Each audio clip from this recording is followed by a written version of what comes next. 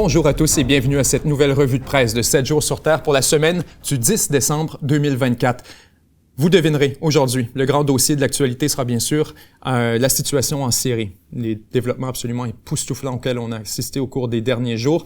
Cela étant dit, je veux absolument qu'on passe un peu de temps sur les autres dossiers de l'actualité internationale d'abord, parce que l'erreur qu'on commet souvent, bien sûr, vous le savez, c'est de se concentrer sur un dossier en particulier. On se retrouve à la fin de l'émission après une heure et demie, puis on n'a pas eu le temps de couvrir ce qui s'est passé ailleurs. Donc, sans plus tarder, on y va d'abord avec un dossier qui nous provient de l'Afrique, alors que on a un article ici depuis le journal Le Temps qui nous dit après le Mali, le Burkina Faso et le Niger, le Tchad rompt ses accords de coopération de défense avec la France.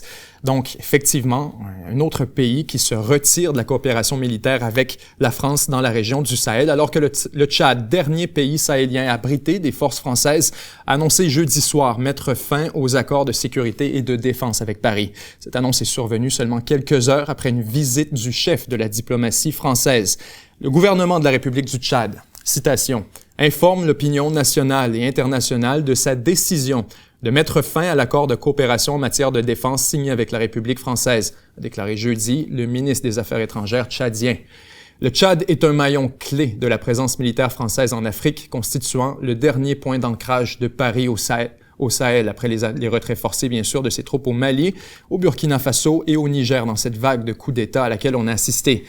On dit que la France est un partenaire essentiel, mais elle doit aussi considérer désormais que le Tchad a grandi, a mûri, et que le Tchad est un État souverain et très jaloux de sa souveraineté, avait révélé un peu plus tôt le ministre des Affaires étrangères à l'issue de la rencontre donc avec le président. Arrivé jeudi soir en Éthiopie, le chef de la diplomatie française n'était pas immédiatement joignable pour réagir à cette information. Donc, on se souvient bien sûr que cet été, on a assisté à toute une suite de coups d'État. Devrais-je dire, en fait, l'an dernier, on a assisté à toute une suite de coups d'État dans la région du Sahel, alors que la France, c'est un peu, on le dirait, l'extension de ce rejet du colonialisme français et de l'impérialisme français qui a caractérisé l'ouest de l'Afrique et l'Afrique francophone depuis maintenant des décennies, pour ne pas dire des centaines d'années. Bien sûr, il faut comprendre que les Africains en ont assez depuis un moment. Il fallait s'y attendre. On voyait, bien sûr, à mesure où les autres pays décidaient de prendre leur destinée en main, de s'écarter de la France et d'aller chercher pour des influences alternatives, il fallait tout à fait s'attendre à ce que le Tchad finissent par emboîter le pas, et c'est ce qui vient de se produire. Donc, pour la France, c'est un rejet de plus en Afrique, et on pourrait dire en fait que c'est la fin pour la France en Afrique, du moins avec ce qu'on a devant nous. On peut dire qu'il y aura certainement une détente de l'activité française en Afrique, et qu'il faudra trouver un nouveau point d'entrée. Si autrefois, on aurait pu dire que le Tchad aurait été peut-être une possibilité pour la France de développer sa présence militaire, sa présence stratégique en Afrique, avec l'expulsion du Tchad, il ne reste littéralement plus d'espace pour la France à entrer en Afrique. Alors donc, la prochaine étape, je pense, ça va être le début de la réconciliation et du renouveau des relations entre ces régimes putschistes qui ont expulsé la France et un gouvernement français peut-être un peu plus humble, avec un peu plus d'humilité vis-à-vis sa position en Afrique. Et peut-être on pourra avoir des relations plus productives. De mon côté, même si ça peut entraîner bien sûr une certaine disruption pour les prochaines années, on comprend toujours que lorsqu'on expulse un pays qui avait un mandat de sécurité, il peut y avoir un peu d'instabilité, comme on l'a vu au Burkina Faso, comme on l'a vu au Mali, comme on l'a vu au Niger. On présume que le Tchad a pris des mesures pour s'assurer d'une continuité sécuritaire et que ce se fera avec une transition relativement douce. Pour continuer, on continue avec un autre dossier qui rejoint beaucoup ce qu'on a parlé dans les dernières semaines dans la revue de presse. On se parlait de ces fameuses ententes entre des pays européens, des pays occidentaux pour faire du pushback, pour repousser les migrants qui arrivent sur leur territoire, qui sont la plupart des demandeurs d'asile, mais aussi dans certains cas des gens qui ont besoin d'être déportés pour tout un ensemble de raisons. On se retrouve avec le problème, naturellement, qu'il y a très peu de pays qui veulent reprendre leurs ressortissants. Certains pour des raisons de dossiers criminels, d'autres vont dire que ce ne sont pas des citoyens productifs, d'autres vont dire que la situation économique ne le permet pas. Dans d'autres cas, c'est tout simplement une question de logistique. On n'est pas capable d'arranger des vols, pas capable d'entrer en contact avec le gouvernement en question. Il y a des endroits où c'est vraiment le free for all. Et donc, les gouvernements occidentaux un peu partout à travers le monde ont commencé à essayer autant que possible de signer des accords avec des pays tiers pour repousser ces fameux migrants illégaux. L'idée derrière ça, on l'avait mentionné à quelques occasions dans la revue de presse, notamment surtout pour le cas de l'Allemagne et du Royaume-Uni. On va prendre le cas spécifique du Royaume-Uni pour donner l'exemple où on avait signé une entente avec le Rwanda pour dire essentiellement puisqu'on soupçonne que beaucoup des nouveaux arrivants et des migrants, devrais-je dire, des migrants qui arrivent illégalement sur le territoire britannique et qui présentent souvent une demande d'asile, puisqu'on les soupçonne de ne pas être des vrais demandeurs d'asile, mais plutôt de se magasiner un pays pour des raisons économiques. Vous pouvez débattre aussi longtemps que vous voulez de cette conclusion. C'est l'idée du gouvernement britannique, de dire, puisqu'on les soupçonne d'instrumentaliser ce système de demande d'asile qui, à l'origine, est censé avoir des vertus humanitaires et servir strictement et uniquement à venir en aide aux gens qui sont dans des situations de crise, dans des besoins humains importants, où on a par exemple une crise au Myanmar, ou encore un génocide qui se produit dans le Xinjiang. Qu'est-ce qu'on fait pour aider réellement ces gens? On a besoin d'avoir des endroits dans le monde, un mécanisme, et c'est là que les demandes d'asile entrent en jeu.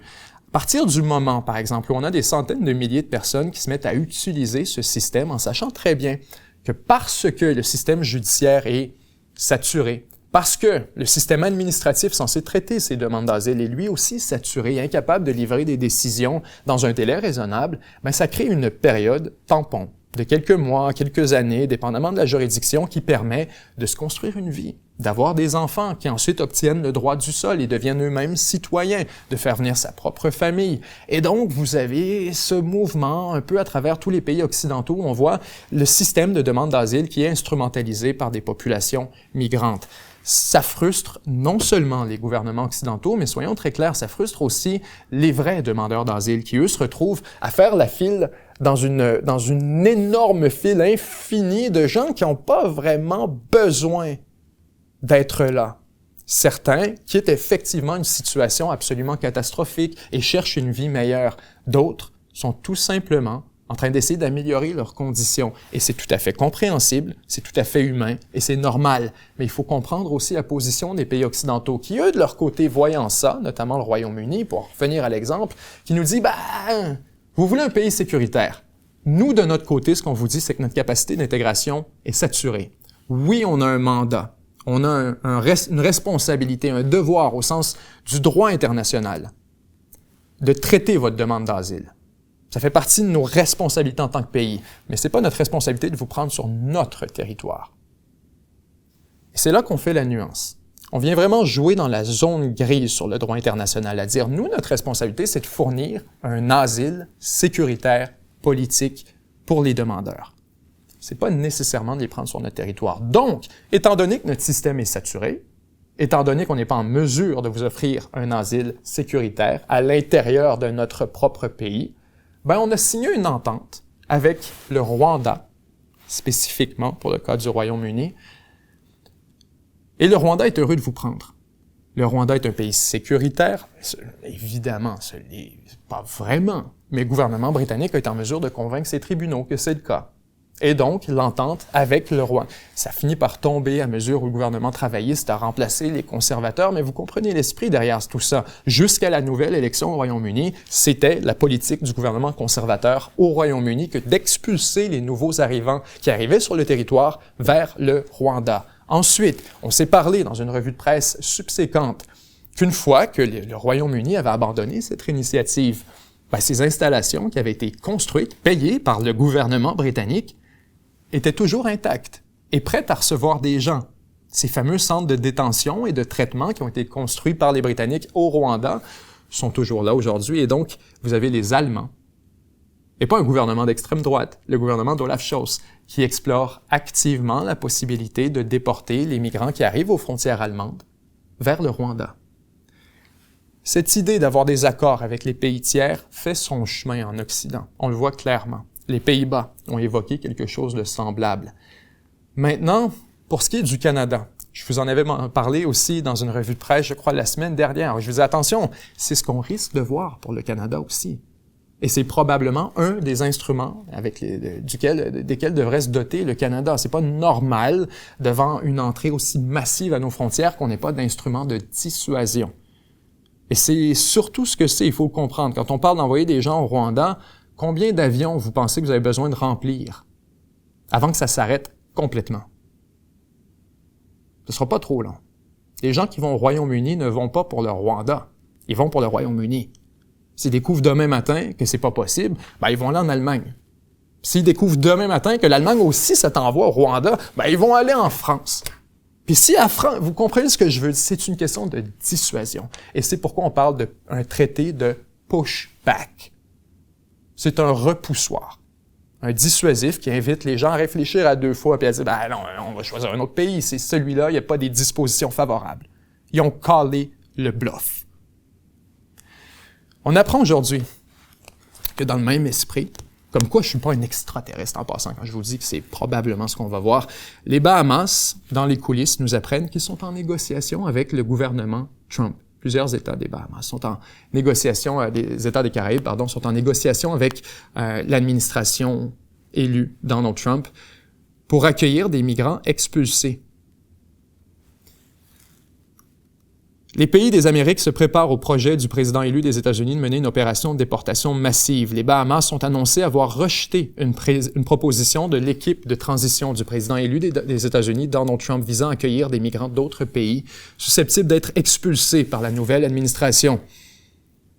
Dans un communiqué publié jeudi, on a déclaré que le projet visant à faire accepter par les Bahamas les vols d'expulsion a été examiné et fermement rejeté.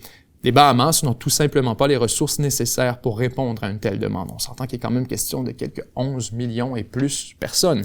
Ce sont des quantités de gens absolument inimaginables. Et les Bahamas, corrigez-moi si j'ai tort, c'est même pas 1 million de population. Je pense que c'est quelques centaines de milliers. Depuis le rejet de cette proposition par le premier ministre, il n'y a eu aucun autre dialogue ni discussion avec l'équipe Trump ou toute autre entité à ce sujet. Donc, ce serait peut-être pas vers les Caraïbes. Mais on cherche clairement dans la région. On cherche quelqu'un qui serait en mesure de prendre des migrants qui se présenteraient aux frontières américaines. La question, c'est à savoir, est-ce que c'est le temps du traitement? Est-ce que c'est provisoire? Est-ce que c'est un vrai traité de pushback où on envoie les gens de manière permanente dans un pays tiers? Là-dessus, on manque un peu de détails, mais vous voyez que l'esprit y est et que c'est exactement ce qui a été proposé du côté britannique, du côté européen, plus largement, Allemagne, Pays-Bas.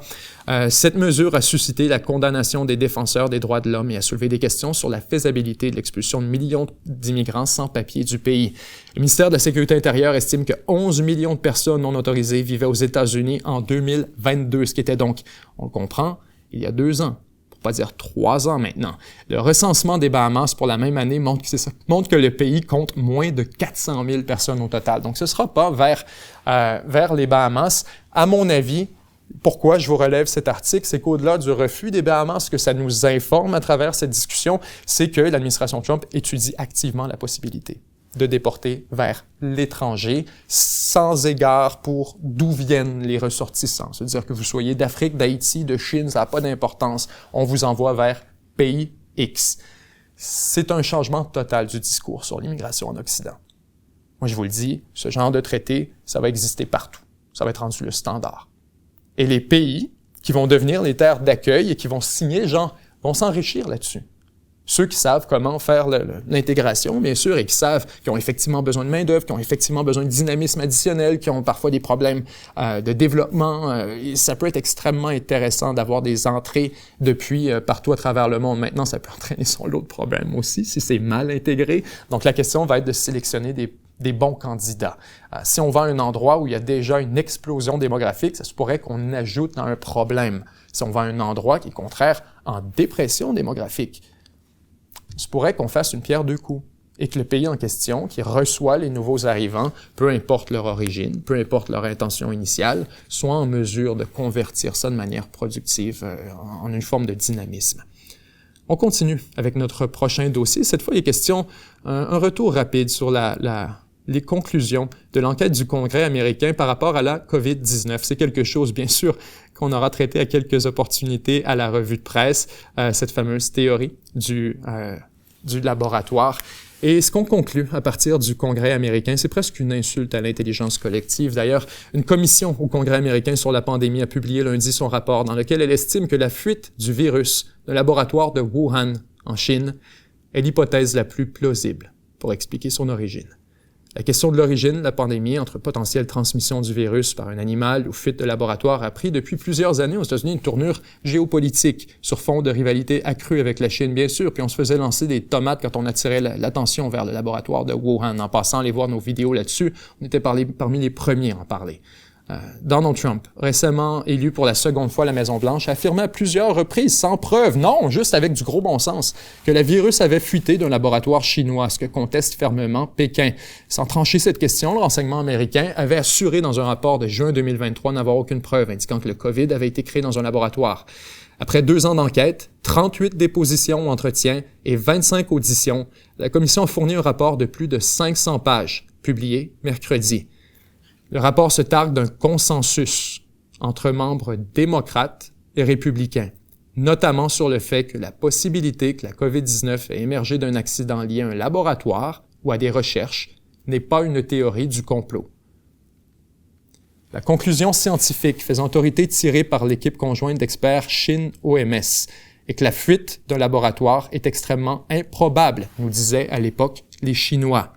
En l'absence de toute preuve, le soi-disant rapport américain concoctait les conclusions principales et calomniait la Chine. Donc la Chine, bien sûr, rejette le rapport en question. Pour ce qui est du Congrès américain, il ne semble plus y avoir vraiment d'ambiguïté. Et ce que ça nous dit d'ailleurs là-dessus, c'est qu'on se demandait souvent, est-ce qu'on va toujours avoir la question, est-ce qu'on va toujours se le demander? Le récit, le narratif, celui dont l'histoire va se souvenir, c'est que la conclusion la plus plausible, c'est effectivement qu'il y ait qu'on ait subi, devrais-je dire, une fuite d'un laboratoire depuis Wuhan, en Chine. On aurait pu se poser la question, on aurait pu regarder dans cette direction pendant des années en se disant « Ah, on ne saura pas ». Et franchement, ceux qui parlent de ça, c'est encore des complotistes à l'infini. Moi, je suis satisfait, heureux de voir que l'autonomie intellectuelle, l'indépendance intellectuelle a été récompensée. Que ceux qui ont été capables de voir à travers justement les accusations de complotisme et d'invention et de mauvaise foi et qui s'en sont tenus simplement aux preuves, à ce qu'ils avaient devant eux, aux indications du gros bon sens et qui sont arrivés à leurs propres conclusions, indépendamment de ce qu'on voulait leur faire croire, qu'ils ont fini par avoir raison. Il y a quelque chose de magnifique là-dedans. Il y a quelque chose de très digne là-dedans. Et ceux qui sont accrochés à travers justement ce mépris puant qu'on a subi pendant des années, je vous félicite. C'était pas facile. C'était pas facile de s'accrocher à cette... Non, moi je pense vraiment que tout regarde dans cette direction-là. Donc, là-dessus, la conclusion semble déterminée. On continue avec... Parlant d'un autre truc qu'on avait discuté dans la revue de presse, on n'arrête pas apparemment à couvrir des dossiers qui finissent par nous revenir au visage. Je vous parlais la semaine dernière de l'insignifiance du Canada en Amérique du Nord et de disons de sa pertinence géopolitique de plus en plus discutable. C'est-à-dire, quitte à être subventionné, dépendant et configuré, dirigé depuis Washington, le Canada devrait se dissoudre et tout simplement se rejoindre aux États-Unis pour au moins avoir son mot à dire dans les institutions américaines. Je sais que plusieurs d'entre vous avaient été choqués par cette suggestion que j'ai fait à demi-blague en passant. Vous comprenez que j'ai pas vraiment étudié la question. Ce que je vous mentionne, c'est simplement qu'à première vue, a priori, faudrait pas disqualifier l'idée entièrement. Et là-dessus, je vous dis qu'il y a quand même une ironie assez spéciale de voir des gens qui ont organisé, facilité l'asservissement du Canada aux États-Unis et la perte de la souveraineté canadienne sur la politique de défense, sur la politique commerciale, sur la politique étrangère, sur la politique des frontières, et qui aujourd'hui nous disent « Quoi, franchement, d'être gouverné par les États-Unis? Pas question, nous, jamais! » On est déjà gouverné par les Américains. Il y a quand même une ironie à voir la manière avec laquelle on accueille tout ça. Dans les heures qui ont suivi mon commentaire, c'est ironique, justement. Mais Donald Trump, on a appris, en fait, que Donald Trump avait lui aussi fait un commentaire très semblable à Justin Trudeau lors de sa fameuse rencontre à Mar-a-Lago, alors que Trudeau s'était rendu sur place pour discuter avec Trump et essayer de faire bouger l'aiguille par rapport à la question des tarifs. On le sait, il y a quand même une menace importante quant à l'économie canadienne et c'est la panique encore à ce jour. Et on s'est parlé la semaine dernière du fait qu'il n'y avait absolument aucun plan et que c'était encore free for all. C'est toujours le cas en passant. Il n'y a absolument rien sur la table. Le Canada est toujours somnambuliste et on avance en somnambule jusqu'au mur de l'élection de l'arrivée de Donald Trump le 20 janvier. On a appris que Justin Trudeau, évoquant à Donald Trump que le Canada ne pourrait jamais payer les tarifs parce que si les tarifs étaient appliqués, l'économie canadienne allait tout simplement s'effondrer. La réponse de Trump à ça a été, vous savez, si votre pays n'est pas capable d'exister sans frauder les États-Unis à hauteur de 100 milliards de dollars par année, peut-être qu'il devrait juste rejoindre les États-Unis et devenir le 51e État. Ce commentaire, vous le comprendrez, a fait des rires nerveux dans la salle. Ouais. Mais ça vient pas de nulle part.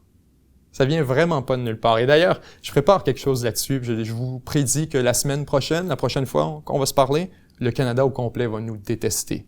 J'espère que vous serez encore là. Ma prédiction, c'est je vais m'attirer un peu d'ennui avec ça. Mais lorsque Donald Trump nous parle d'un tarif de 25%, on s'entend, on présume que c'est une menace. On présume que ce ne sera pas appliqué. On présume que les décideurs canadiens vont trouver un moyen de s'entendre avec Washington. Mais plus profondément,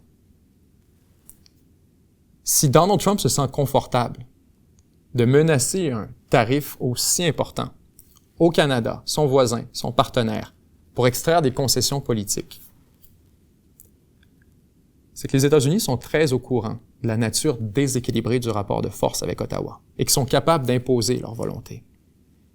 Et ça, pour moi, ça en dit extrêmement long. Quand je vous disais on est dirigé depuis les États-Unis, dirigé depuis Mar-a-Lago, c'est qu'à travers simplement une menace d'un président qui n'est même pas encore à la Maison-Blanche, capable de reconfigurer la politique canadienne au complet et de motiver des gestes absolument inédits, des actions inédites, notamment des provinces qui envoient leurs services de police à la frontière.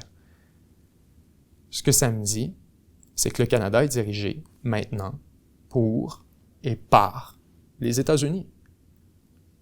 Et quand on repousse la frontière, on s'en parlait la semaine dernière aussi, qu'on prend la frontière américaine et qu'on dit, à partir de maintenant, vous devez arrêter la migration vers les États-Unis, pas à la frontière, mais à votre frontière à vous. Les États-Unis créent une zone tampon et en pratique repoussent leurs frontières jusqu'à celle du Canada et du Mexique. Si on n'est pas déjà à l'annexion, on y est extrêmement proche. On est extrêmement proche.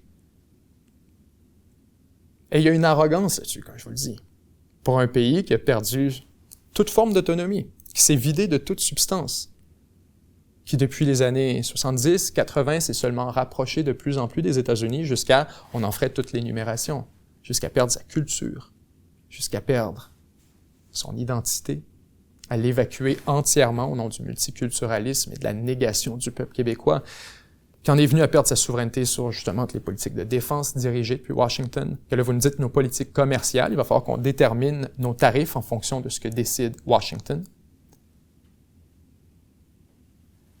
Il ne reste plus grand-chose. Il ne reste plus grand-chose comme substance dans le pays du Canada. Donc, je ne suis pas surpris de voir le commentaire de Donald Trump. À mon sens, ça fait seulement s'inscrire dans ce qu'on mentionnait la semaine dernière. Ça fait seulement poursuivre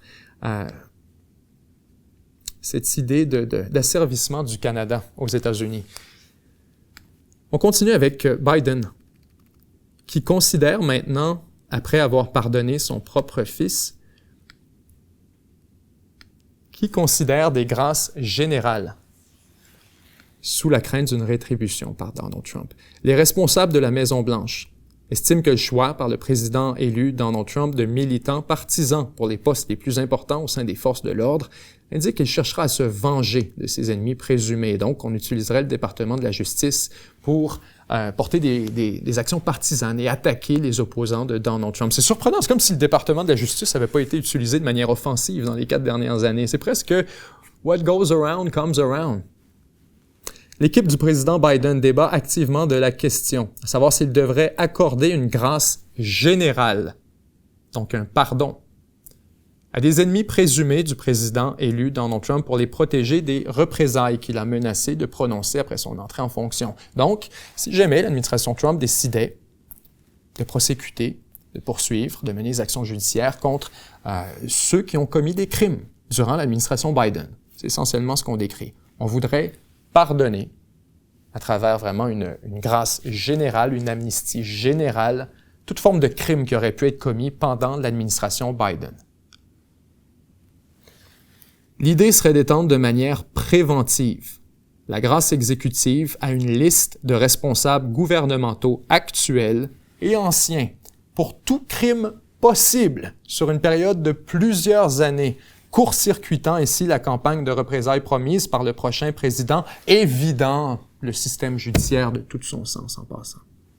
Quand on parle de briser l'équilibre des pouvoirs, c'en est un aussi. Et je veux juste qu'on soit conscient de l'hypocrisie extrême de la chose.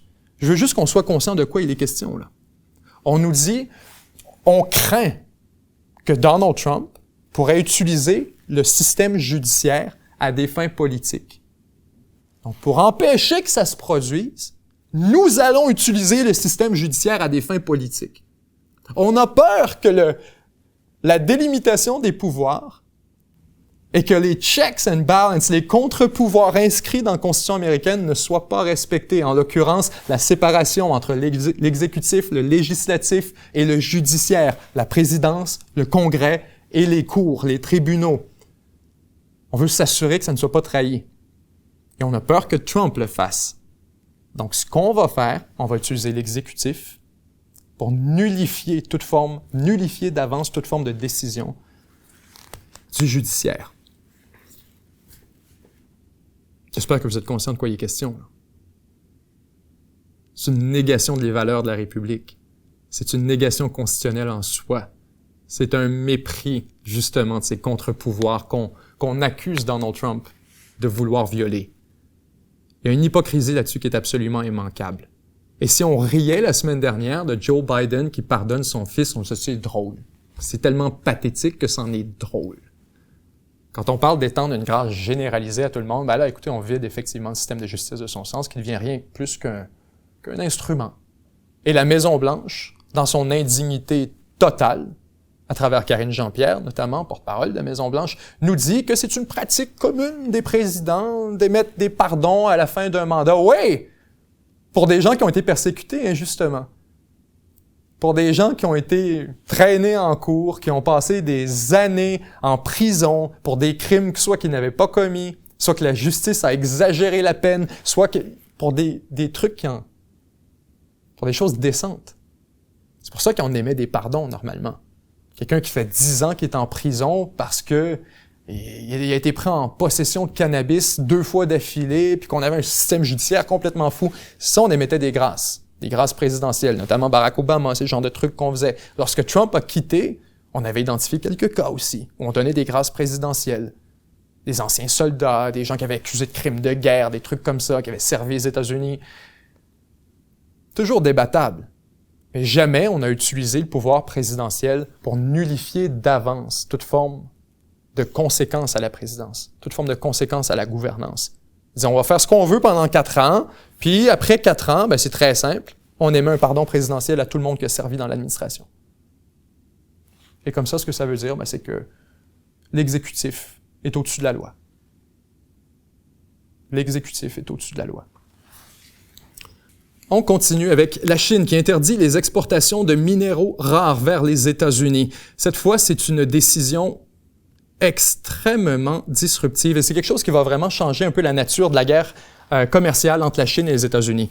On se souvient, lors du premier cycle de guerre commerciale, lors du premier mandat de Donald Trump, ce qu'on avait vu, c'était, oui, une Chine un peu agressive, mais beaucoup plus modérée.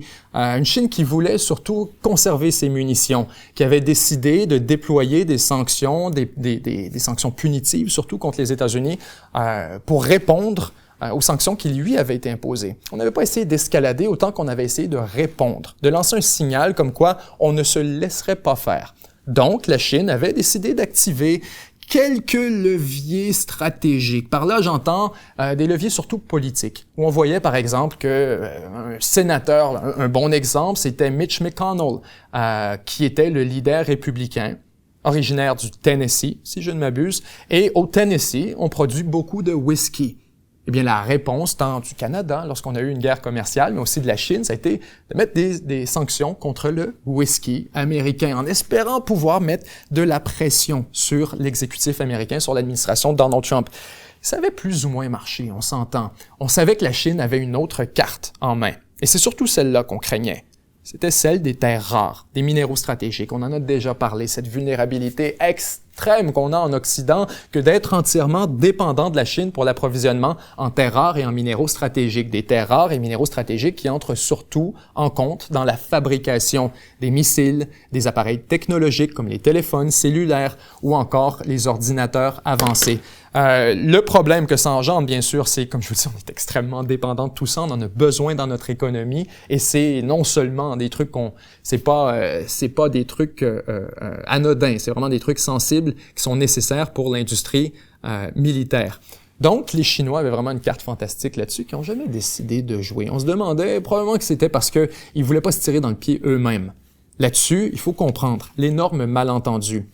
C'est pas parce qu'on n'a pas de terres rares qu'on n'exploite pas les terres rares. Les terres rares ne sont pas si rares que ça. C'est l'appellation seulement. La réalité, c'est qu'il y en a à peu près partout. Des minéraux stratégiques, c'est la manière qu'on les a désignés, mais on pourrait en trouver amplement dans le sol canadien, américain. Le potentiel minier de l'Amérique du Nord n'a absolument rien à envier à la Chine. La raison pour laquelle la Chine contrôle la chaîne d'approvisionnement mondiale, c'est qu'on leur a donné. C'est que tout au long des années 80, 70, 80, 90, à mesure où la mondialisation s'est accélérée, à mesure où la Chine, surtout à partir des années 80, a intégré la scène commerciale internationale, eh bien, on était très heureux de délocaliser notre industrie, délocaliser nos mines polluantes qui polluaient nos cours d'eau, polluaient la terre, polluaient l'air ambiant et qui brisaient le dos de nos travailleurs. On trouvait beaucoup plus productif d'expulser tout ça vers la Chine, de les acheter moins cher et de tout simplement fabriquer les appareils avec ce que la Chine nous fournirait.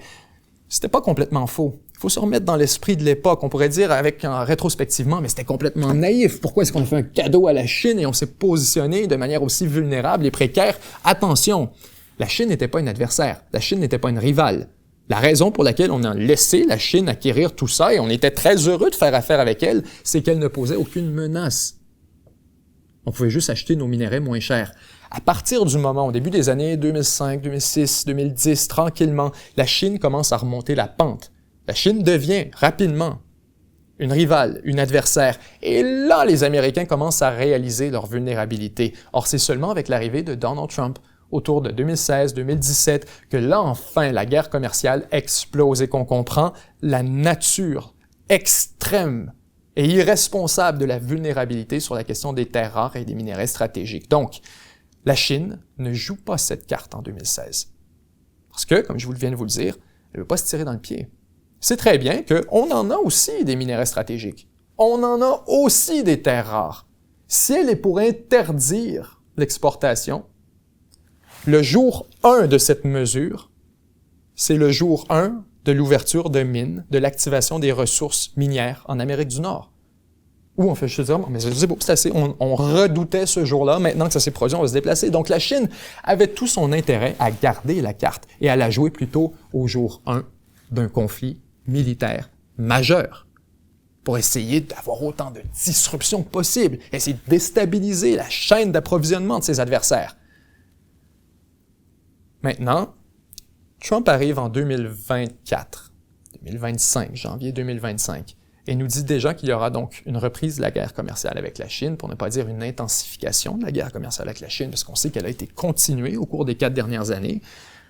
Et la Chine, cette fois, nous indique qu'elle n'a aucunement l'intention de jouer. Elle a une carte, c'est sa seule, elle décide de la jouer maintenant. On pourrait l'interpréter comme un signe de vulnérabilité. On pourrait l'interpréter comme un signe de force. Pour ma part, je trouve que c'est de la vulnérabilité. Parce que la première chose qu'a fait Trump lorsque on est arrivé en 2016, 2017, et on songeait très bien, on savait que c'était une possibilité et que les Chinois finissent par nous tomber sur la tête avec cette question de minerais stratégiques et de terres rares et que ça ferait très mal. Immédiatement, les États-Unis, lorsque c'est devenu une possibilité, se sont retournés vers le Canada spécifiquement et ont pris des ressources à partir du département de la Défense, du budget du Pentagone, pour activer le potentiel minier du Canada spécifiquement sur les terres rares et minerais stratégiques. Donc, ce que vient de faire la Chine aujourd'hui, c'est essentiellement de confirmer le découplement économique total auquel on va assister au cours des 4 prochaines années. Elle vient de nous dire, même pour les questions les plus sensibles, les plus stratégiques, même pour les enjeux qui nous donnent le plus de contrôle le plus d'influence sur votre économie, ça va être mis sur la table et laissé derrière à travers cette guerre commerciale. Donc, on pourrait l'interpréter comme un geste de force et de sérieux par la Chine. Pour ma part, c'est beaucoup plus de la vulnérabilité. Il y avait une carte à jouer, on vient de la jouer, de la gaspiller au jour 1. Donc, la Chine, probablement, essaie d'envoyer un signal, essaie de faire reculer les États-Unis ou encore, potentiellement, on pourrait l'imaginer, peut-être essaye-t-elle, cette fois-ci, d'utiliser la question des terres rares comme un jeton de négociation. C'est-à-dire, on est prêt à rouvrir les exportations, mais encore une fois, ils se sont trahis. Une fois que cette carte est sur la table, on l'a vu. Il est trop tard. On sait qu'elle peut être jouée, on voit l'impact que ça a presque immédiatement. Assurez-vous qu'au cours des prochaines semaines, prochains mois, vous allez avoir de l'investissement massif du secteur privé et public dans le secteur minier au Canada, aux États-Unis. Beaucoup de projets vont s'accélérer, vont s'activer très rapidement. Que ce soit pour le gallium, germanium, antimoine, matériaux extra durs que nous dit la Chine a-t-elle banni des États-Unis et qui seront immédiatement interrompus au motif qu'ils ont une double utilité militaire et civile, effectivement, missiles, etc. Donc, à suivre cette guerre commerciale avec la Chine qui s'amplifie. Et d'ailleurs, on continue là-dessus étant donné qu'on a appris cette semaine que TikTok, je sais plusieurs d'entre vous être des grands fans de TikTok, je n'en fais pas partie, bien sûr.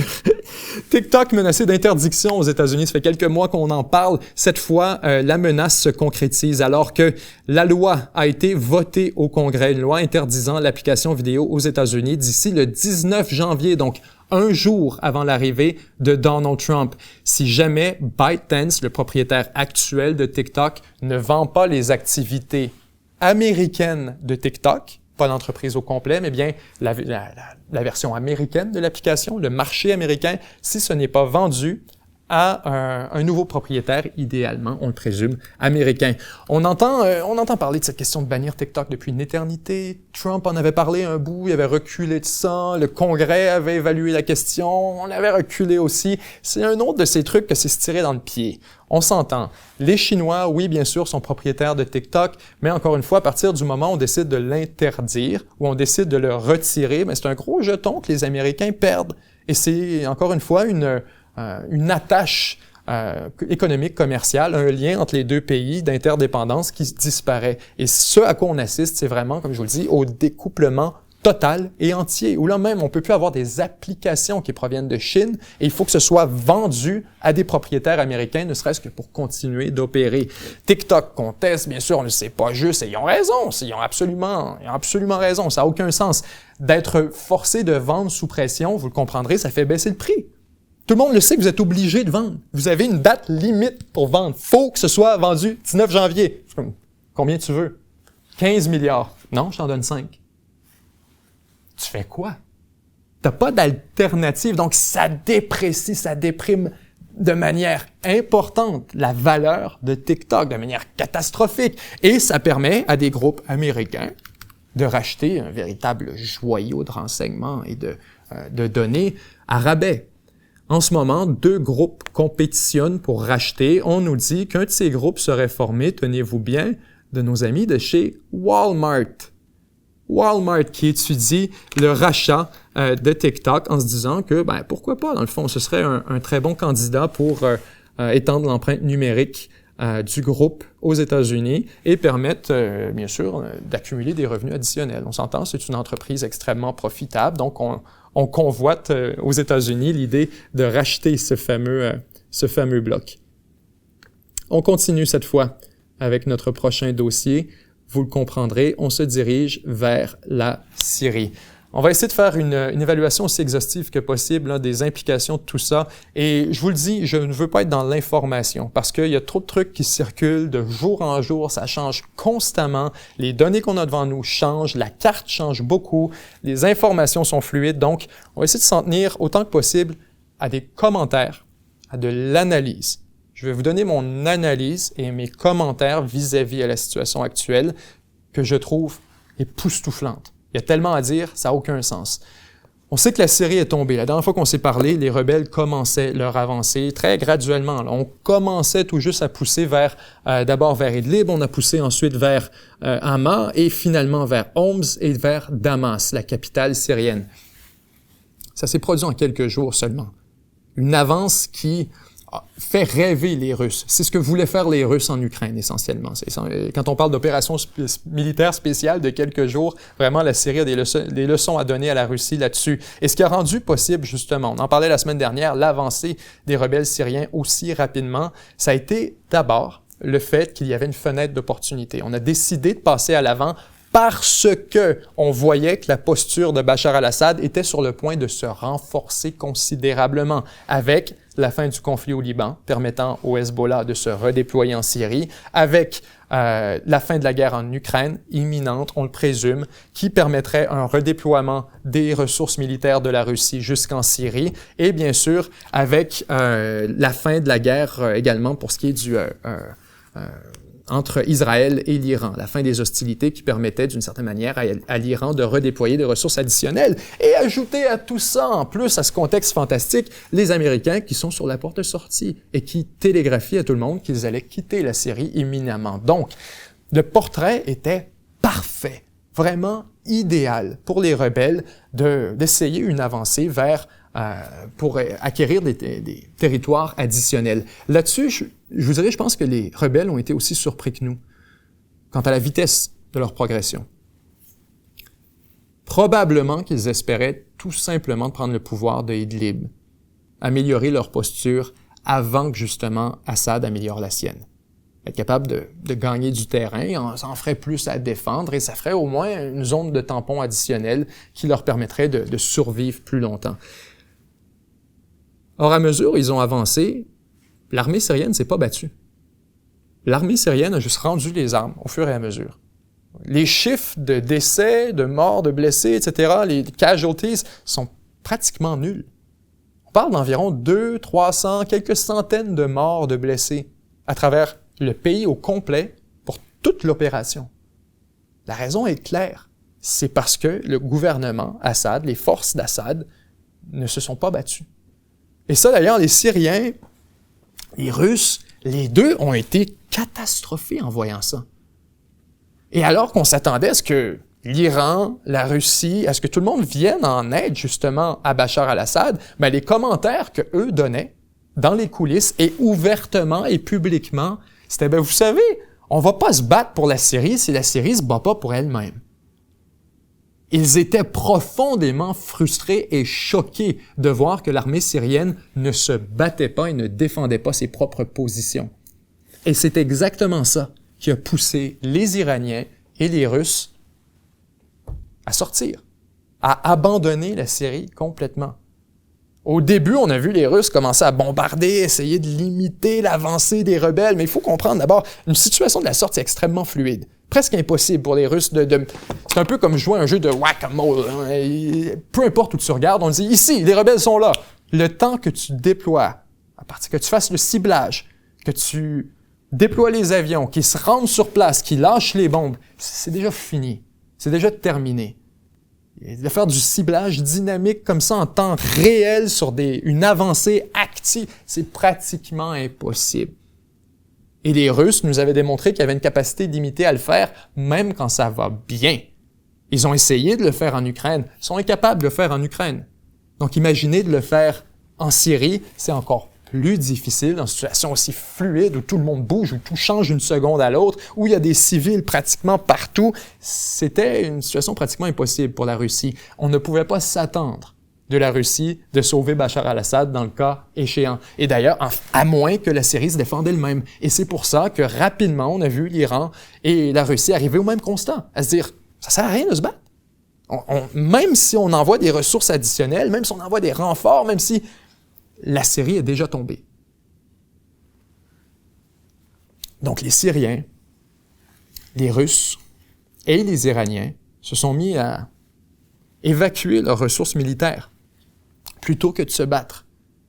Un des points extrêmement intéressants quand on parle de l'évacuation des Russes, c'est la posture sur le front, sur la côte méditerranéenne, alors que les Russes avaient deux bases, une base navale et une base aérienne, notamment la base navale de Tartou, et les deux ont été évacués rapidement, en panique totale, en fait, alors que les Russes ont constaté que les positions étaient intenables.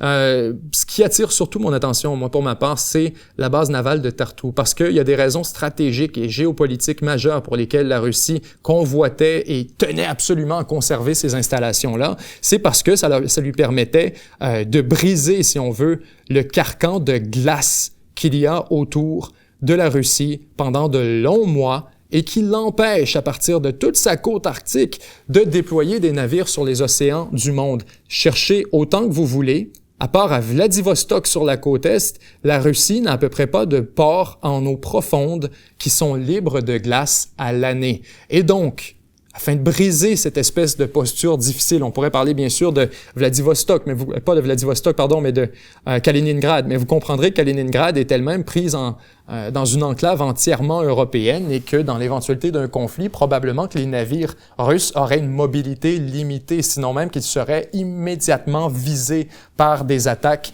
de l'OTAN et des pays occidentaux. Donc, les Russes avaient depuis très longtemps regardé la carte et déterminé qu'une posture parfaite pour la flotte russe dans la région serait de s'installer en permanence à Tartou sur la côte méditerranéenne. Soudainement, il n'y aurait plus de chance en temps de conflit, parce que on pourrait parler bien sûr, vous me direz, il y a des ports libres de glace en Russie, bien sûr, mais ils sont sur la mer Noire. Et les ports sur la mer Noire, en temps de guerre, le trafic par le détroit des Dardanelles, qui relie la mer Noire à la Méditerranée, serait probablement impossible, serait probablement impraticable. La Turquie contrôle le détroit des Dardanelles et là-dessus, d'ailleurs, il y a le traité de Montreux qui empêche de déployer des navires de guerre et de les envoyer vers la mer Noire et vice-versa. Donc, la Russie avait absolument besoin d'un pied à terre, en dehors de la Russie, qui lui donne accès aux océans du monde. Avec la perte de Tartou, elle perd ce pied à terre. La Russie avait une entente, je ne m'abuse, un bail de 99 ans sur la base, avec le gouvernement Bachar al-Assad. C'était vraiment une des plus grosses empreintes de la Russie à l'extérieur du territoire. C'est perdu, c'est terminé. Même chose pour la base aérienne. Et plus largement, c'est la capacité de la Russie d'agir au Moyen-Orient qui vient de disparaître. Si la Russie a décidé de s'allier avec Assad au départ, il y a bien sûr des considérations politiques, géopolitiques, mais c'était aussi, comme on pourrait dire, for shits and giggles. C'est qu'ils trouvaient ça très drôle d'aller jouer dans les plats des Américains, d'aller jouer dans les plats de l'Occident, alors que nous, de notre côté, on s'amusait à renverser Assad, puis clairement, on allait réussir. On était dans la bonne trajectoire pour réussir à renverser Assad. La Russie a décidé de s'impliquer pour lui venir en aide, mais aussi en sachant très bien que si elle venait en aide à Assad, elle pourrait déployer des bases sur le terrain. Elle aurait accès à toute une constellation d'installations militaires et pourrait donc projeter son influence militaire, diplomatique, stratégique, jusque partout au Moyen-Orient, à partir de la fameuse base de Hamameim et à partir de la fameuse base de Tartou. Donc, c'est la capacité russe en Syrie, la capacité russe en Irak, la capacité russe jusqu'à l'Iran qui devient relativement limitée. On pourrait même inclure à ça tout ce qu'il y a de l'Égypte, tout ce qu'il y a de l'Israël, etc. La région entière sur laquelle la Russie pouvait avoir un peu de crédibilité, c'est terminé. La Russie est maintenant reléguée à son propre territoire. À moins, bien sûr, on le présume qu'elle arrive avec une nouvelle entente, avec quelqu'un sur le terrain. Et ça, c'est le point d'interrogation sur lequel on entre, mais je vous dirais que ce serait extrêmement surprenant parce que les rebelles qui viennent de prendre le contrôle d'une grosse part de la Syrie ne sont pas alignés avec la Russie, ne sont pas alignés avec l'Iran, ne sont pas alignés avec le gouvernement Assad, bien évidemment, mais plutôt sont alignés avec les États-Unis, sont alignés avec la Turquie, sont alignés avec tous ceux qui voulaient voir Bachar al-Assad tomber. Et là-dessus, il n'y a aucune ambiguïté.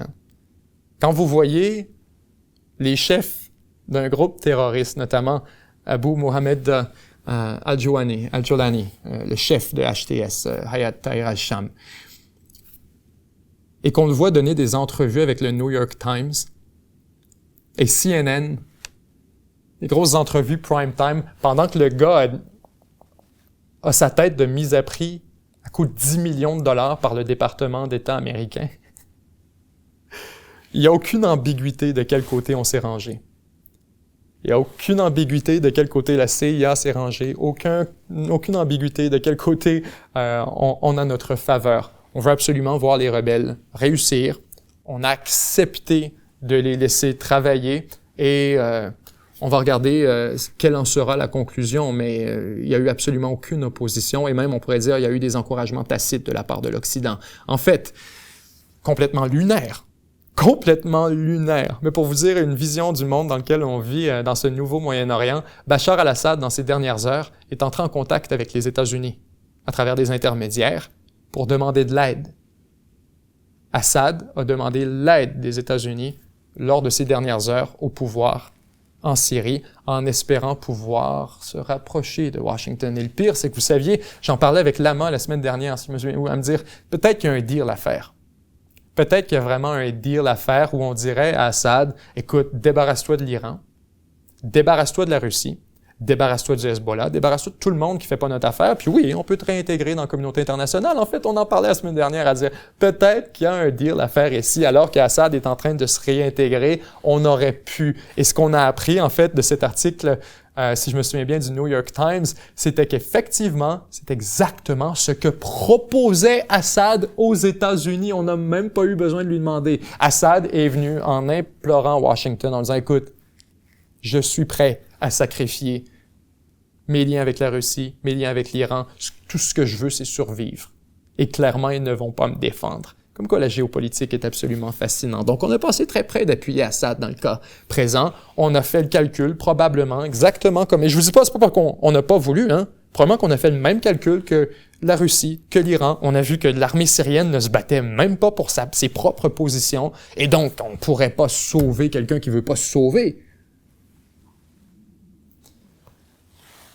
Maintenant, la question, c'est qu'est-ce qui arrive avec tout ça? C'est un nouveau Moyen-Orient, il n'y a pas d'autre manière de le dire. Hein? L'Iran perd son pied à terre en Syrie. L'Iran perd son pont terrestre vers le Hezbollah, vers le Liban, vers le Hamas. Donc, pour le Hezbollah, pour le Hamas, c'est pas drôle tout ça. Là. C'est un recul important. On perd un énorme allié. Pour la Turquie, c'est une victoire sur toute la ligne. La Turquie, là-dessus, me fascine vraiment, parce qu'on se souvient, là, c'est elle qui a commencé par... C'est Erdogan, on va dire, la Turquie, il faudrait pas trop externaliser tout ça. Erdogan voulait renverser Assad. Il nous a emmenés là-dedans toute la gang. On n'avait pas trop d'intérêt, on a suivi Erdogan essentiellement. Jusqu'à ce que la Turquie constate que ça créait une crise de réfugiés à coup de 4 millions de personnes qui se sont retrouvées sur son territoire, jusqu'à ce qu'elle constate que ça mettait des pressions sur ses propres services sociaux, sur son économie, que ça déclenchait de l'inflation, jusqu'à ce qu'elle constate que les Kurdes étaient en train de se ramasser un bout de la Syrie. Et soudainement, Erdogan a compris que c'était pas dans son intérêt de renverser Assad. Donc, il a essayé de négocier. Et on a vu une tentative réelle et sincère de rapprochement, ou du moins on présume sincère, entre Bachar al-Assad et Erdogan, la Turquie, qui sont assis, et la condition qui avait été imposée par Bachar al-Assad, condition très compréhensible d'ailleurs, qui disait « Tu dois retirer tes troupes de mon territoire, mec, si tu veux qu'on ait des relations, je ne vais pas avoir des relations avec quelqu'un qui occupe mon pays. » Raisonnable. Erdogan a refusé. Et Erdogan nous disait justement cette semaine qu'une des choses qui a poussé la Turquie à appuyer les rebelles dans ce nouveau mouvement et à se ranger avec eux contre Bachar al-Assad, c'est leur frustration face à le manque de volonté et de motivation de Bachar al-Assad à signer la paix et à se rapprocher avec la Turquie. Donc Erdogan a essentiellement essayé de renverser Assad, raté son coup, regardez Assad et il a dit « Es-tu prêt à négocier? » Assad a demandé le truc le plus élémentaire. Erdogan a refusé et a relancé essentiellement une deuxième attaque. Les liens entre la Turquie et HTS vont être à clarifier.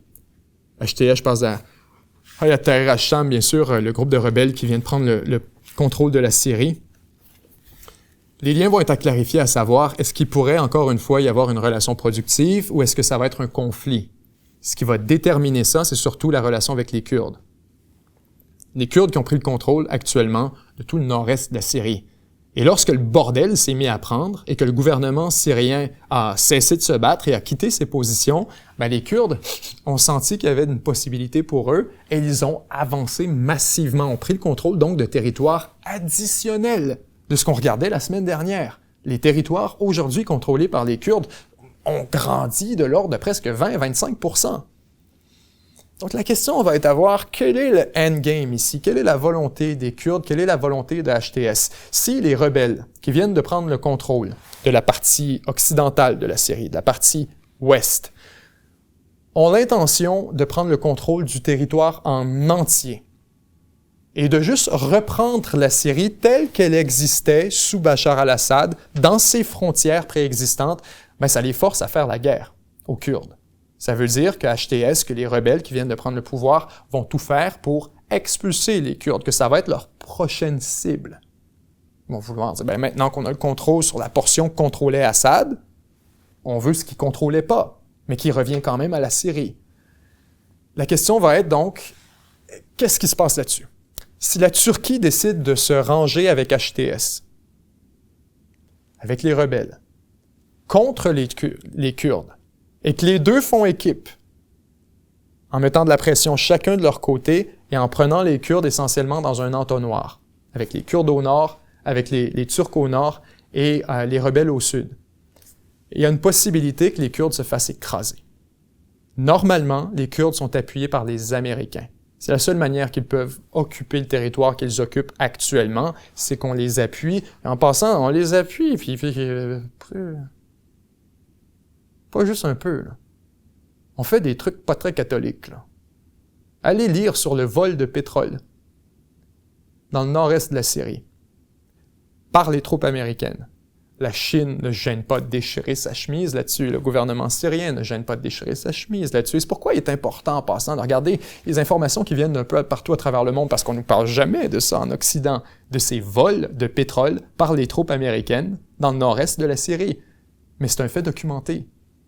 À coup de centaines de camions, des énormes convois qui partent des puits de pétrole et qui se dirigent vers le nord-ouest de l'Irak, vers des bases américaines où on contrôle et on extrait tout ça.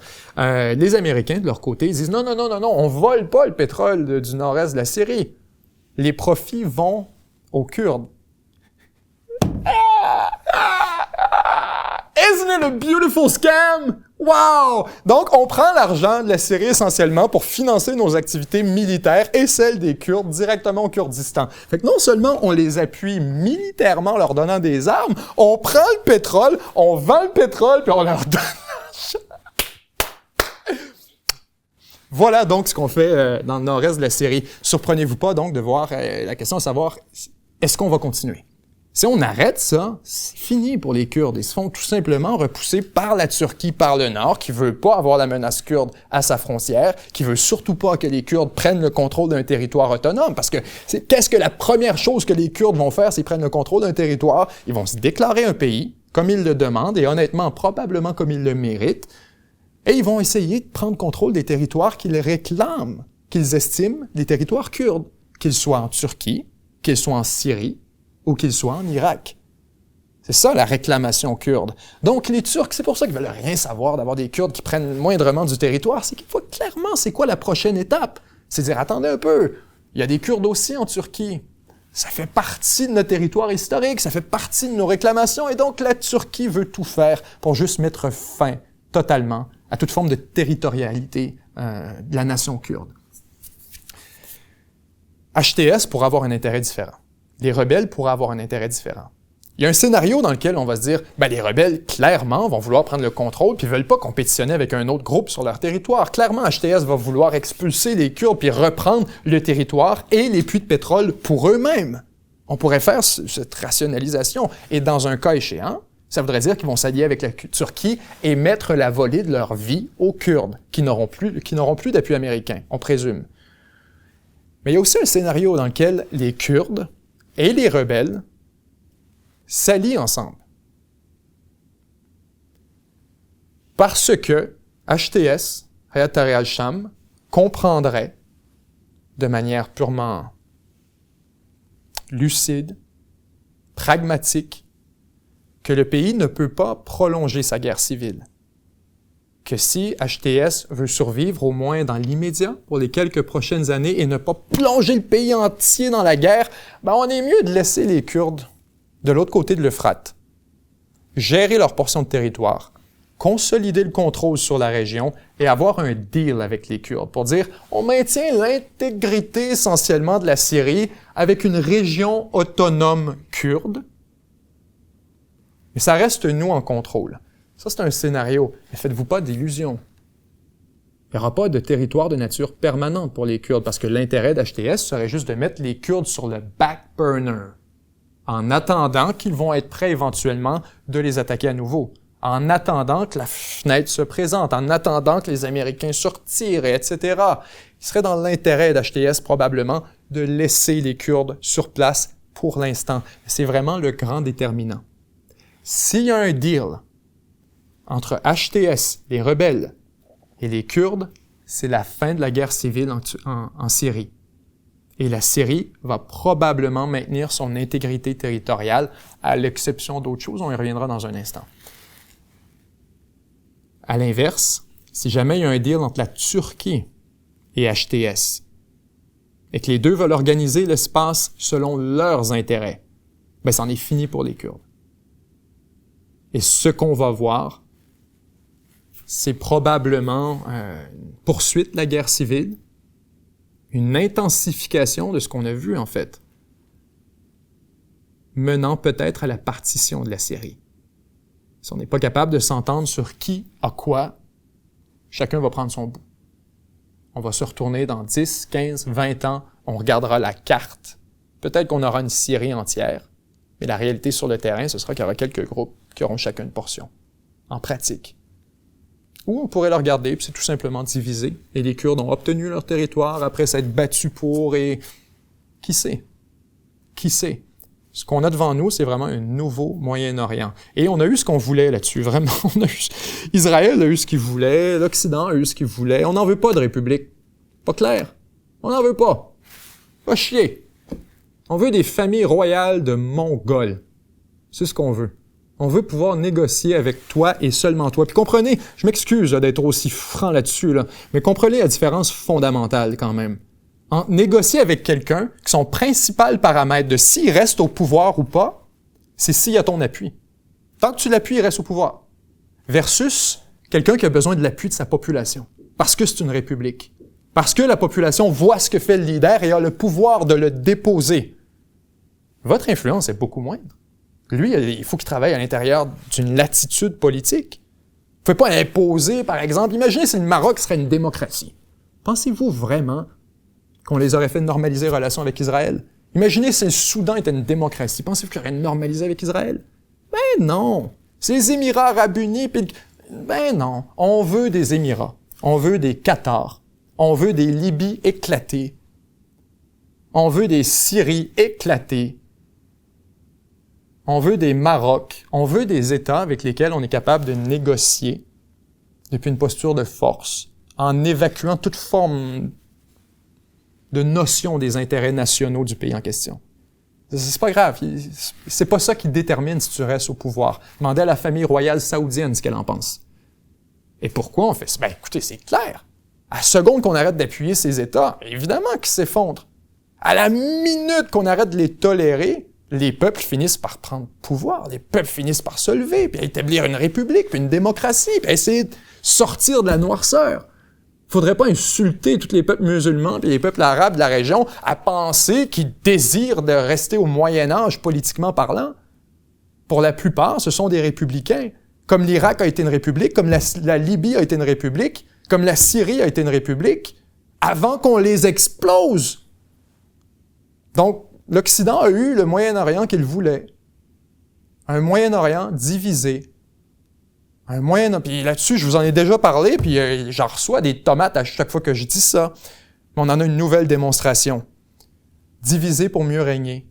Un des intérêts primaires, un des intérêts supérieurs stratégiques de la nation américaine, c'est de s'assurer qu'il n'y ait jamais une superpuissance unique au Moyen-Orient.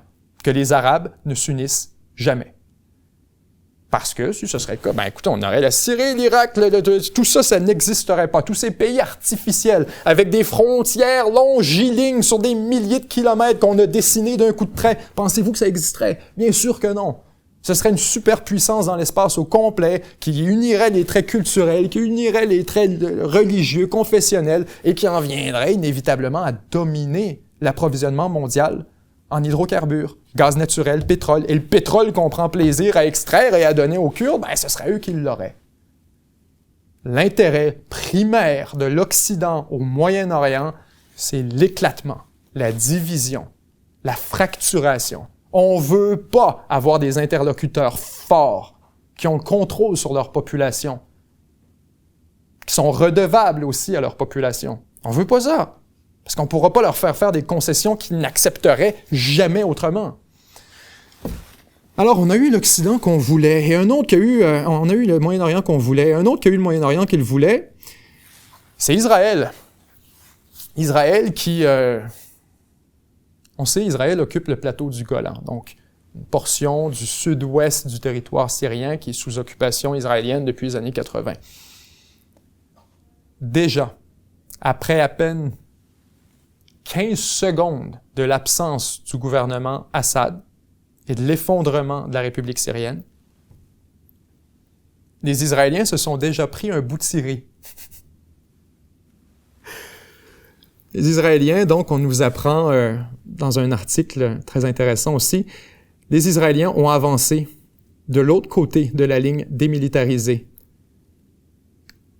pour aller prendre ce qu'on appelle une zone tampon sur le plateau du Golan et en territoire syrien. Bien sûr, l'inquiétude ou le narratif que nous donnent les Israéliens actuellement, c'est de dire, ben là, étant donné qu'on ne sait pas qui va prendre le pouvoir en Syrie, étant donné qu'il y a des rebelles qui commencent à... Mais on veut prendre les positions qui sont à notre frontière. Donc, repousser notre frontière un peu plus loin, exactement comme on l'a fait avec le Hezbollah. C'est-à-dire, on veut une zone tampon. On veut repousser les gens un petit peu plus loin. Exactement comme on l'a fait initialement avec le plateau du Golan, en passant. La raison, quand les Israéliens recevaient les politiciens américains dans des visites et pointaient vers le plateau du Golan, physiquement, parce que c'est littéralement un plateau surélevé qui observe Israël, pointaient vers le plateau en disant « Vous voyez, on n'a pas le choix de le contrôler. Si vous mettez une force hostile ici, ils sont capables de bombarder Israël au complet. » Et les Américains regardent « Ouais, c'est pas fou. » Donc on a permis l'assimilation du plateau du Golan, l'annexion du plateau du Golan par Israël. Aujourd'hui, Israël nous fait le même textbook, même plan, à nous dire « Mon Dieu, il y a des forces hostiles à notre frontière. » Qui est en soi une zone tampon. Le plateau du Golan en soi, c'était censé être une zone tampon pour empêcher. Puis là, on nous dit, non, il y a quelqu'un sur le bord de notre zone tampon.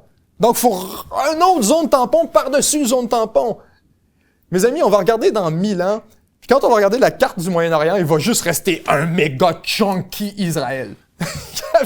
Qui va avoir pris le contrôle à coup de 100 km à la fois, 10 km à la fois, qui va avoir pris le contrôle de la Syrie, qui va avoir pris le contrôle de l'Irak, qui va avoir pris le contrôle du Liban, qui va avoir pris le contrôle d'une zone de l'Égypte. Il restera plus grand-chose quand on regardera à coup de 100 mètres. Donc les Israéliens ont pris le contrôle déjà d'une portion additionnelle de la Syrie. Voulez-vous parier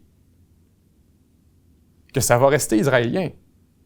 Voulez-vous parier avec moi qu'on vient d'assister à une modification des frontières israéliennes? Définitive et irréversible? Ah, ils vont nous dire que, non, attends, là, en attendant la stabilité, on va voir que ça... La réalité, c'est qu'Israël vient de prendre un bout de Syrie. Donc, il y aura probablement des hostilités additionnelles, on le présume, entre les rebelles, qui, oui, certes, ont renversé un adversaire d'Israël, mais ne sont pas nécessairement les amis d'Israël pour autant. En fait, tout le contraire. On peut présumer que les rebelles auront une hostilité vis-à-vis d'Israël. Donc là-dessus, Israël peut faire son fendant, son baveux, mais la réalité, c'est que c'est pas tout à son avantage. Parce que si Assad était, oui, un adversaire, et oui, problématique, et oui, était un membre de l'axe de la résistance avec l'Iran, avec etc., la réalité, c'est que Assad était essentiellement neutralisé. Il était HS, hors service.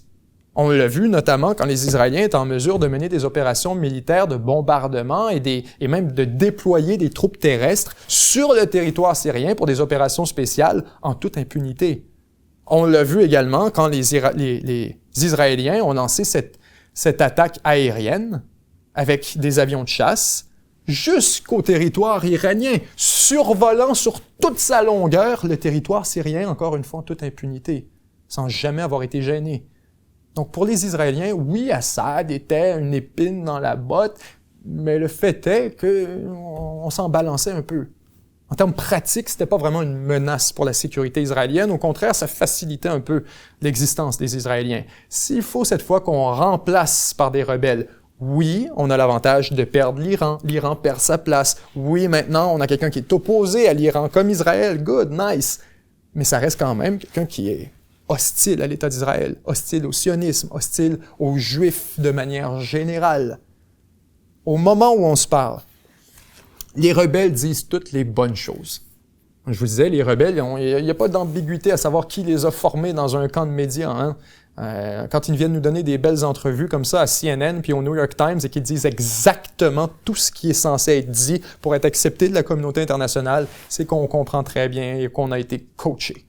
Les rebelles semblent vouloir projeter une image plus modérée, une image un peu plus proche. Et là, c'est un mauvais parallèle, je sais, je devrais pas... Une image un peu plus comme le Hamas, où on se voit moins comme un groupe militant, terroriste, on se voit moins comme... L'intention est vraiment plus de gouverner, avec, oui, un bras armé, avec, oui, mais clairement, on s'est positionné pour gouverner le territoire. On a notamment nommé un chrétien à la tête de Damas. C'est un gros morceau d'essayer de donner de l'influence aux chrétiens à l'intérieur de l'espace politique, de s'assurer que les minorités ne soient pas ostracisées. C'est un signal qu'on lance à la communauté internationale de dire on va essayer d'être acceptable. Donc là-dessus, mes excuses du parallèle avec la Hamas, mais vous comprenez ce que je veux dire, qu'on est un peu à l'intersection entre une organisation militante et une organisation guerrière, une organisation politique. On est un peu à l'intersection de tout ça, puis il est difficile de mettre ça dans une boîte. Donc, est-ce que maintenant que la lutte armée est relativement satisfaisante et que l'état des choses est satisfaisant, est-ce qu'ils vont peut-être essayer de se stabiliser, de juste gouverner? C'est possible. Et c'est possible que, en raison des liens avec les États-Unis, en raison de la proximité avec la Turquie, etc., qu'on en vienne à une espèce de statu quo vis-à-vis Israël. Donc, là-dessus, Israël n'est pas entièrement certain de la conclusion des choses. Est-ce que ça va bien sortir? Est-ce que ça va mal sortir? Pour l'instant, c'est une victoire. Clairement. On a réussi à prendre un bout de la Syrie, on a réussi à normaliser l'occupation du Golan et même à l'étendre. On a réussi à expulser l'Iran et plus largement, là, il faut comprendre à quel point c'est un coup dur pour l'Iran. C'est incroyable. C'est un grand chelem, en fait, pour Israël. Là, je vous disais, il y a un de mes amis, chaque fois que je lui demande si ça va, il me dit « ça arrête pas de bien aller ». Ben, Israël, encore une fois, ça arrête pas de bien aller. L'Iran, out. La Syrie, out. Les Houthis au Yémen, out. Le Liban, out. Hezbollah, out. L'Irak, out. Le Hamas, out. La Libye, out. La Russie, out.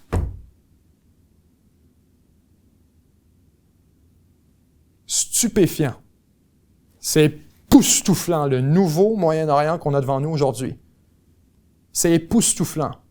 L'Iran, en passant, n'a plus le choix de négocier avec les États-Unis. N'a plus le choix. Il n'a plus aucun outil à sa disposition, n'a plus d'alliés, n'a plus de réseau, n'a plus même de présence militaire. Comprenez bien, l'Iran a évacué toutes ses ressources militaires du territoire syrien dans la panique la plus totale en voyant « Attends un peu, on risque d'être pris nous-mêmes sur place et de ne pas être en mesure de partir. » En passant, quand Assad a fini par quitter la Syrie, les rebelles n'étaient pas encore entrés dans la capitale. Mais on voyait que ça arrivait à une telle vitesse qu'on était sur le point de perdre le contrôle de l'aéroport et probablement que le moment où ça se produirait, on ne le verrait pas venir. Donc Assad a pris son avion, quitté vers la Russie, et la Russie a donc accordé l'exil à Bachar al-Assad et à sa famille. Est-ce que Bachar al-Assad pourrait être tenté de former un gouvernement en exil en Russie? Gouverner qui? Gouverner qui? Les rebelles sont déjà en train de se positionner pour gouverner l'entièreté de la Syrie. Moi, je pense qu'il n'y aura pas d'entente avec les Kurdes. Je pense qu'on va expulser les Kurdes. Je pense qu'on va en finir avec les Kurdes.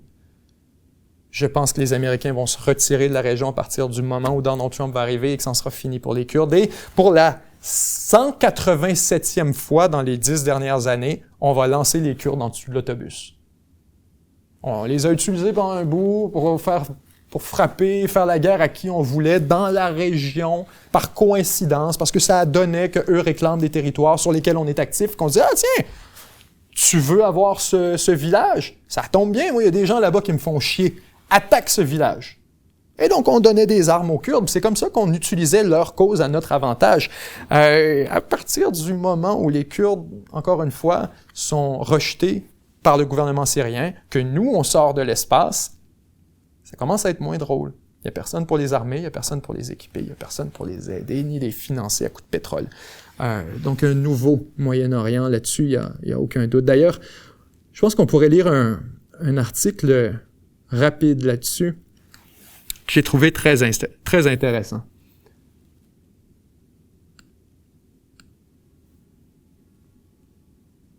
Un article du Jerusalem Post qui nous parle justement de la chute de Assad, qui relève certains éléments sur ce nouveau Moyen-Orient. La chute d'Assad et le chaos en Syrie, un moment crucial pour Israël. Non, il ne s'agit pas d'un nouveau Moyen-Orient comme l'avait imaginé l'ancien président et rêveur invétéré Shimon Peres lorsqu'il avait inventé cette expression dans les années 90. Pour Peres, il s'agissait d'un Moyen-Orient de paix et d'harmonie, né de l'audace et de l'initiative diplomatique israélienne, découlant d'un accord de paix entre Israël et les Israéliens et les Palestiniens. Au contraire, le nouveau Moyen-Orient, celui dans lequel le monde s'est réveillé dimanche matin avec la chute de Bachar al-Assad et la fin du régime brutal de 54 ans de sa famille en Syrie, est une région où la guerre et l'inimité dominent toujours, mais où l'équilibre des pouvoirs a radicalement changé. La Syrie était le pilier central de la stratégie iranienne, consistant à encercler Israël par un réseau de milices qui ont pour objectif de le détruire. Avec la chute d'Assad, cet arc de cercle qui a commencé en Iran et s'est étendu à travers l'Irak, la Syrie, le nord du Liban et le Yémen, le sud de Gaza, s'est fracturé. Le fameux axe de résistance n'est plus l'ombre de ce qu'il était. L'Iran n'est plus la force dominante qui balaie la région. Une ville arabe après l'autre est tombée. Damas, Beyrouth, Bagdad, Sanaa, Gaza. On ne sait pas encore qui le remplacera, mais le fait est que l'influence globale de l'Iran est en net déclin. Et ça signifie qu'un nouveau Moyen-Orient est en train de naître. Il faudra des mois, voire des années, pour savoir si le Moyen-Orient sera un monde meilleur, mais il s'agit indéniablement d'une situation nouvelle, qui offre de nouvelles possibilités et de nouvelles menaces.